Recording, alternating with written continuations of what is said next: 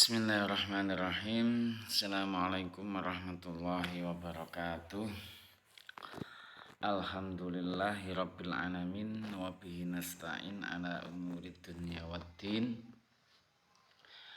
Wassalatu wassalamu ala asrafil anbiya'i wal mursalin habibina wa syafi'ina wa qurrati a'yuna sayyidina wa maulana Muhammad wa ala alihi wa ashabihi ajma'in, amma ba'du.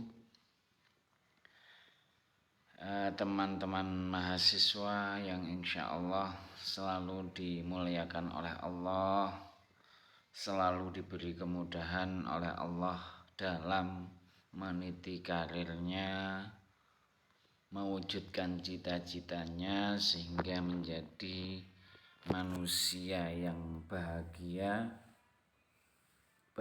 di dunia serta bahagia di akhirat. Dalam tema kali ini kita akan membahas dua ayat Al-Quran yang berkenaan dengan kewajiban dakwah dengan bahasa yang difahami.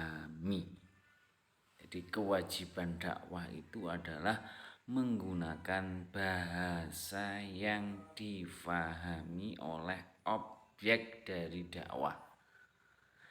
Sementara kita itu posisinya sekarang adalah sebagai pendakwah, sebagai subjek. Jadi kalau Anda nanti objek dakwahnya itu adalah orang Jawa, ini karena kita fokus bahasa ya, maka Anda harus mahir menggunakan bahasa Jawa. Kalau Anda objek dakwahnya itu adalah orang Indonesia, kiai tingkat nasional, ya harus menguasai bahasa Indonesia. Kalau objek dakwah kita itu sudah menjadi orang yang luar biasa, sudah kelas internasional, maka otomatis bahasa yang utama ya, mungkin ada perkembangan, adalah bahasa Inggris dan bahasa Arab ya. Ada yang mengatakan bahasa Perancis nomor 2. Ini saya belum membaca secara detail, secara ranking bahasa ya, bisa dicari di Google ya. Bahasa pertama itu apa? Jadi Anda kalau ingin menguasai dunia, maka Anda harus menguasai bahasa apa yang berlaku di dunia ini. Kalau bahasa Inggris semuanya kayaknya menggunakan bahasa Inggris dan paham ya. Kalau seluruh dunia, orang Arab pun ya, dikatakan orang keren, orang berpendidikan, itu ya bisa bahasa Arab. Karena agama kita itu adalah agama Islam, di mana pada agama Islam itu sumber utama mau tidak mau, sumber utama umat Islam itu adalah Al-Quran dan hadis. Itu yang sudah disepakati, semua ulama itu sepakat. Bahkan semua aliran sekte-sekte dalam Islam itu sepakat kalau dalil utama dalam Islam itu adalah Al-Quran dan hadis. Sedangkan ijma dan qiyas dan lain sebagainya itu adalah hasil dari ijtihad seorang mujtahid yang bersumber dari Al-Quran dan hadis.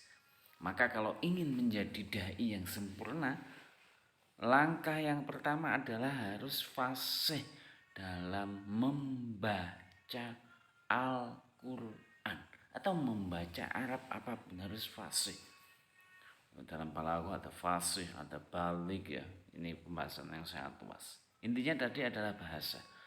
Ya, bahasa. Kalau Al-Quran bahasa Arab ya sebenarnya kita selain pandai dengan objek dakwah kita ya harus menguasai bahasa Arab, walaupun sekarang terjemah sudah ada, tapi tetap kan kita dalam sholat harus menggunakan bahasa Al-Quran, yaitu bahasa Arab. Nanti itu ada yang tafsir kedua itu, walau ja'alnahu Qur'anan a'jamiyya, itu nanti yang kedua. Oke, kita akan membahas ini Quran surat Ibrahim ayat 4. Kalau melihat judul nama surat itu sudah Nabi Ibrahim. Ini salah satu nabi yang diabadikan dalam Al-Qur'an. Otomatis kalau diabadikan dalam Al-Qur'an itu ada dua kemungkinan. Kalau mulia, mulianya luar biasa. Kalau tidak mulia artinya hina, ya hinanya mungkin luar biasa. Contohnya Fir'aun. Ya. Kalau mulia, mulia luar biasa. Nabi Ibrahim ini termasuk adalah nabi yang membangun Ka'bah ya pada pertama. Kemudian doanya itu Rabbi'jalni muqimas sholati wa min dzurriyyati. Rabbi'jalni muqimas sholati wa min dzurriyyati. Itu artinya Allah menginginkan Rabbi'jalni muqimas sholati wa min dzurriyyati, yang tinggal di sekitar Mekah itu, di Ka'bah itu adalah orang-orang yang sholat. Wa min dzurriyyati, dan keturunannya itu otomatis. Coba kalau Anda lihat, kalau Anda masuk pada dua kota suci, syaratnya adalah harus Islam. Kalau tidak Muslim, tidak boleh masuk pada dua kota suci tersebut. Maka dua kota suci itu ada penjaga dua kota suci, itu yang raja Arab ya, Raja Saudi itu dia menawarkan dua penjaga kota suci atau Haramain istilahnya ya, dua kota suci. Kalau tidak Muslim tidak bisa masuk dua kota itu, khusus itu namanya kota suci, tidak bisa. Anda coba lihat di literatur itu, kalau mau ada babu Makkah itu ada, kalau masuk babu Makkah itu diperiksa. Ya, bahkan kalau tidak KTP-nya Islam ya tidak boleh masuk. Bahkan mungkin ada yang dites. Iqra suratul Fatihah, Iqra al-Mu'awwidhatain, itu ada seperti itu. Coba aja orang Kristen ajak ke situ, lihat paspornya non Muslim, nggak bisa masuk situ. Itu Nabi Ibrahim antara doanya itu Rabbi'jalni muqimas sholati wa min dzurriyyati, itu Rabbi'jal hadzal balada amina wajnubni wa baniya an na'budal asnam. Negara yang aman, negara yang penuh dengan buah-buahan. Ya terbukti itu, doa Nabi Ibrahim terbukti itu. Di sana itu padang pasir. Ingat, padang pasir itu tidak ada tumbuhan, semuanya pasir, padang. Padang itu terang penuh dengan pasir, itu padang pasir. Tidak ada tumbuh-tumbuhan. Jadi ini juga sebagai bukti ya. Walaupun tempat itu tandus, tetapi orang tersebut itu dekat dengan Allah, maka Allah itu memuliakan, mendatangkan buah dari mana tidak tahu, yang penting ada di situ. Anda kalau ke Mekah, Masya Allah, itu buah apa, pisang ada, semangka ada, yang sulit nangka kayaknya. Hampir semua buah itu di sana ada, tapi tanaman tidak seperti itu ada. Baik itu mengenai Nabi Ibrahim, banyak ya, termasuk mendapat gelar Khalilullah, itu adalah Nabi Ibrahim. Ini mengenai nama surat. Baik, di sini langsung kepada ayat. A'udzu billahi minasyaitonir rajim. Bismillahirrahmanirrahim. وما أرسلنا من رسول إلا بلسان قومه ليبين لهم فيضل الله من يشاء ويهدي من يشاء وهو العزيز الحكيم. صدق الله العظيم. Wa balagha rasulul karim wa nahnu ala dzalika minasy syahidin wal amilin. Wa ma arsalna lan orang ngutus sapa kita mir rasulin sangking utusan. Ya, ini bahasanya rasulin sangking utusan. Ya, rasul itu sebenarnya umum. Ulama itu adalah utusan Allah yang dimana al ulama warasatul anbiya. Maka Nabi itu tidak mewariskan harta, tapi mewariskan visi misi kenabian.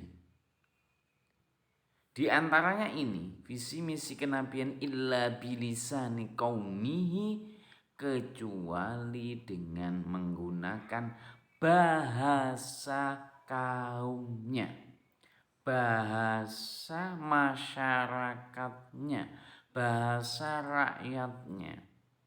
Jadi dai Indonesia Syekh Ali Jabir almarhum, kalau dakwahnya di Indonesia mau tidak mau harus menguasai bahasa Indonesia walaupun tidak memahami struktur atau tata bahasa Indonesia, tapi orang Indonesia paham yang diucapkan Syekh Ali Jabir. Berarti Syekh Ali Jabir itu adalah rasul yang diutus bilisani qaumi Indonesia. Ya, itu ya. Sebenarnya tidak ada rasul, ya tetap ulama memang. Tapi rasul itu utusan. Secara bahasa rasul ada terus, tapi secara istilah itu tidak ada. Tapi secara bahasa ada. Tujuannya apa? Rasul itu diutus dengan menggunakan lisan kaumnya, menggunakan bahasa kaumnya, bahasa masyarakatnya. Liyubayyina lahum, untuk menjelaskan kepada mereka. Maka khutbah pun itu ada perbedaan. Jadi ulama sudah sepakat bahwa khutbah tidak harus menggunakan bahasa Arab. Yang penting 4 rukun khutbah terpenuhi. Membaca, memuji Allah, alhamdulillah, membaca sholawat, kemudian membaca ayat suci Al-Quran atau ditambahi hadis. Yang keempat terakhir adalah berwasiat takwa.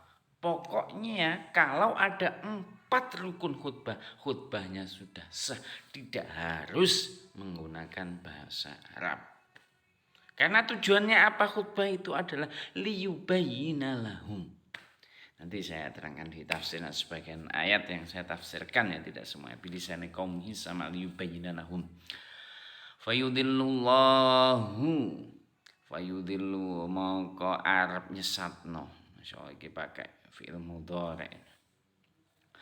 Mongko bakal nyesatnya sapa Allahu Allah man ing wong yasya'u kang bakal dikarepno dene Allah, wayahdi lan bakal ngawahi pituduh, akan memberi petunjuk sapa Allah man ing orang yasya'u kang karep sapa Allah, wa huwa lan utawi Allah iku al-azizu maha perkasa, al-hakimu maha bijaksana. Ini indah sekali ya. Sebenarnya Allah itu mampu, sikap aziznya itu mampu untuk menjadikan semua orang dunia ini muslim. Al-Hakim itu bijaksana. Mengapa kok tidak dijadikan muslim semua? Karena itu adalah kebijaksanaannya Allah. Kalau tidak ada tidak ada non muslim, maka ini hilang. Fayudillullahu man yasha, akan hilang semuanya, wayahdi man yasha. Ini ya, keajaiban Al-Qur'an ini semua seperti itu. Walaupun nanti ya setelah turunnya Nabi Isa itu semua orang akan menjadi muslim, kemudian dunia kiamat, walaupun seperti itu ya. Ini alam, itu saya coba untuk meng-cross check hadisnya lagi ya. Tapi semenjak zaman Nabi sampai sekarang ada orang muslim sama non muslim. Baik, sebagian tafsirnya kita baca ya. Bilisani qaumihi, bilisani qaumik. Nah, yang atas bilisani qaumihi, hi adalah orang ketiga. Ini sebagian tafsir mengatakan bilisani qaumik, dengan lisan kaummu. Untuk apa? Karena ini untuk liyas hila alaihim, apa fahmuhu wa hifdhuhu. Karena untuk memudahkan orang itu memahami dan menghafalkan. Ya, ini ketika dakwah itu kalau paham itu hafal mudah. Tetapi ini ada keanehan ya, kalau Al-Quran walaupun tidak paham, tapi banyak orang ajami selain Arab itu hafal Al-Quran. Ini bukti bahwa Al-Quran itu, ini bukan bahasa Arab ya, Al-Quran itu bukan hanya untuk orang Arab saja, tetapi untuk siapa saja yang Allah kehendaki atau khususnya orang Muslim. Maka Allah menghendaki siapa saja yang menghendaki menyesatkan atau memberi petunjuk, karena ada orang non muslim tidak Islam itu hafal Al-Quran ada. Mengapa seperti itu? Ada orang non muslim itu hafal Al-Quran, apalagi orientalis itu. Orientalis itu Masya Allah itu luar biasa, menguasai bahasa Arab, hafal dan lain sebagainya. Baik, di sini saya perkuat dengan tafsir hadis akhraja al-Imam Ahmad an Abi Dzar qala Rasulullah sallallahu alaihi wasallam lam yab'ashullahu azza wa jalla nabiyyan illa bilughati qaumih. Ya, itu Allah tidak akan mengutus nabi kecuali dengan bahasa kaumnya. Ini adalah sebagai penguat tulisan qaumihi. Tujuannya apa? Liyubayyina lahum, untuk menjelaskan kepada mereka. Wa arada, apa yang dimaksud dengan menjelaskan? Wa arada bil hukmi, untuk menghukumi. Jadi jelek wis jelas itu dihukumi pak enak, mudah. Kalau sudah jelas ini halal jelas, ini haram jelas, oke, tinggal menghukumi. Mau pilih halal insya Allah akan masuk surga, pilih haram insya Allah akan masuk neraka, kecuali diampuni oleh Allah, yaitu murjiah. Warada bil hukmi, untuk menghukumi. Annahu yufassilu bainal haqqi wal batil, untuk memisahkan mana yang hak mana yang batil. Wa yahkumu fil umur, beberapa perkara, mubayyinan al halal wal haram, halal dan haram, wasyara'i, dan syariat-syariat, wal anzumatil mu'addiyah ila sa'adatid dunya wal akhirah. Itu ya, syariat, sholat, zakat, puasa, nikah. Ya, nikah itu adalah termasuk juga misi dari kerasulan ya. Saja tidak ada nikah, Masya Allah ya, rusak dunia ini ya, hancurlah dunia ini. Itu, maka di antara tanda akhir zaman adalah orang itu bangga melakukan zina, dicerita-ceritakan, tidak malu lagi. Kalau di zaman dahulu kan malu sekali, dan sekarang masih malu ya, hanya sebagian orang, dan negara pun tidak menyetujui dengan zina, tidak menjadi. Itu adalah salah satu contoh syariat yang tujuannya adalah kebahagiaan di dunia dan kebahagiaan di akhirat. Untuk itu jagalah baik-baik ya. Jangan melakukan hal itu kecuali kalau kalian sudah menikah ya. Karena kalau melakukan zina itu maka enaknya hanya sebentar, tapi azabnya atau siksanya atau gak enake ya, merasa gak nyaman, merasa risih, itu adalah hampir selama-lamanya fid dunya wal akhirah, tambah nemen akhirat tambah nemen. Untuk itu harus sangat hati-hati. Wasyara'i wal anzamah, itu adalah liyubainum, setelah jelas manfaat nikah itu seperti ini, mudorotnya, bahayanya kalau tidak nikah, melakukan hal itu seperti ini, kan jelas, tinggal memilih saja. Liyubayyina lahum bisa diartikan basyira wa nadhira. Basyira itu kabar gembira, nadhira itu peringatan. Ya, hanya itu saja, tidak harus menghukumi ini. Menghukumi tugasnya hakim. Kalau Rasul hanya basyira wa nadhira, ulama hanya basyira wa nadhira. Perkara mau tidak mau menjalankan syariat itu bukan urusannya ulama, beda lagi. Beda dengan polisi ya. Polisi ya, Polisi itu juga sebagai hakim sebenarnya. Sebenarnya yang menghakimi sebenarnya bukan polisi sebenarnya harus disidang. Itu sebenarnya itu salah itu. Seperti nilang yang tidak punya SIM ditilang di jalan itu salah itu. Polisi sebenarnya adalah basyira wa nadhira, utusan. Yang menentukan sidang itu adalah pengadilan. Maka sekarang sudah diterapkan kan tilang ya. Itu yang menentukan adalah sidang, cukup dicatat pelanggaran apa, nanti yang menentukan hakim. Tuh, itu yang betul. Sekarang berarti negara ini insya Allah akan lebih baik. Fa'aradu aksaruhum, kebanyakan itu adalah menolak, berpaling, berbalik. Ya, tidak mau basyiro ya. Fahum la yasma'una, mereka itu kebanyakan tidak mendengar. Mendengar apa? Inna hadzal qur'ana yubasyirul mu'minina auliya Allahi bil jannah litiba'ihim lahu amalihim bihi. Kebanyakan ini. Kebanyakan orang itu mungkin tidak mendengarkan bahwa orang mukmin itu akan mendapatkan kegembiraan. Aulia Allah itu kekasih Allah itu akan mendapatkan kebahagiaan. Ini banyak yang mungkir. Kebahagiaan dengan apa? Bil jannati, dengan jannah. Caranya apa? Dengan mengikuti mereka. Orang mukmin, aulia Allah, wa amalihim, tidak hanya mengikuti tapi mengamalkan. Wala taziru waziratu wizra ukhra. Amal itu tergantung individu. Maka ada amal individu, ada amal masyarakat, kan amal ijtimai. Kalau amal individu hukumnya fardu ain, kalau ada yang ijtimai itu ada yang fardu kifayah ya. Kalau tidak melakukan satu orang, semua satu masyarakat dosa. Kalau fardu ain tidak melakukan satu, yang dosa satu itu. Sedangkan wayung dirul kafirina, orang yang kafir tidak Islam, ada Allah itu adalah musuh Allah bin nari li mukhalafatihim ahkamuhu. Sudah jelas ya.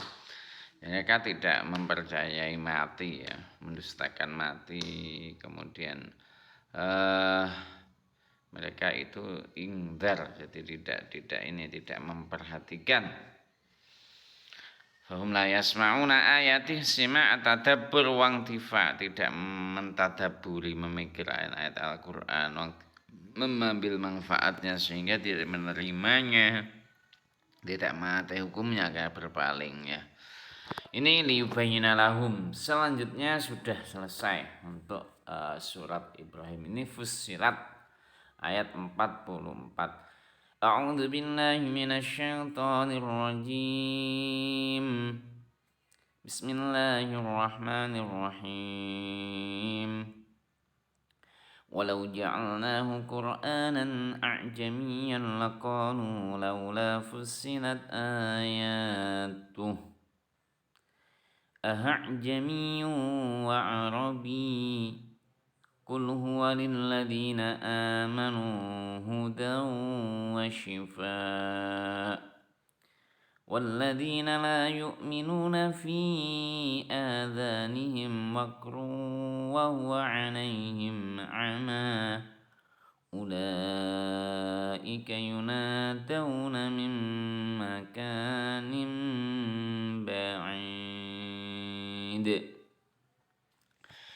Walau ja'alnahu, seandainya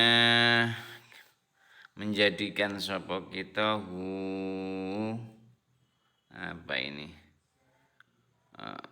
walau ja'alnahu, menjadikan Al-Quran Qur'anan a'jamiyya, suatu bacaan orang a'jam ya.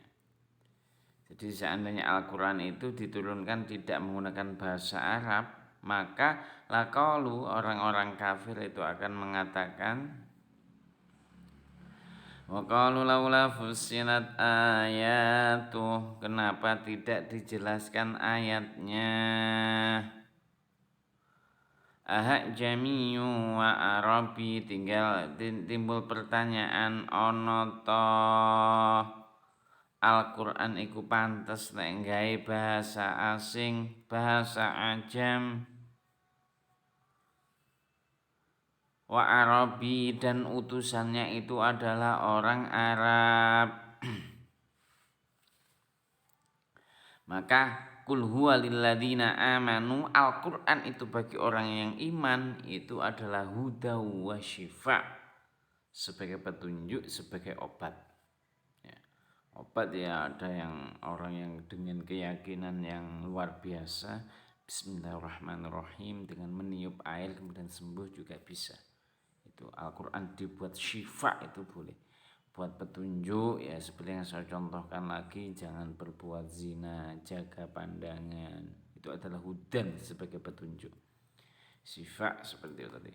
Walladzina la yu'minuna fi adhanihim waqru, dan orang yang tidak beriman ya, maka itu telinganya itu kayak ada sumbatan atau disumbati. Wa huwa alaihim ama, maka mereka itu adalah seperti orang yang tuli. Ulaika yunadawna mim makanim ba'id. Jadi orang tuli dipanggil dari jauh, gak kelihatan. Wah, tambah nemen. Ya tidak ngereken. Jadi orang yang tidak beriman dalam Al-Quran diibaratkan seperti telinganya itu adalah buntu, tidak bisa mendengar atau ama. Tetapi ada orang yang memanggil dari jauh. Hai hai, ya tidak direken ya itu. Itu bagi orang yang tidak mukmin. Tapi bagi orang mukmin, masya Allah, mendengar Al-Quran itu senang, membaca senang, mendengarkan senang. Apalagi di bulan Ramadan ini Al-Quran diturunkan, yang membaca itu berlipat ganda.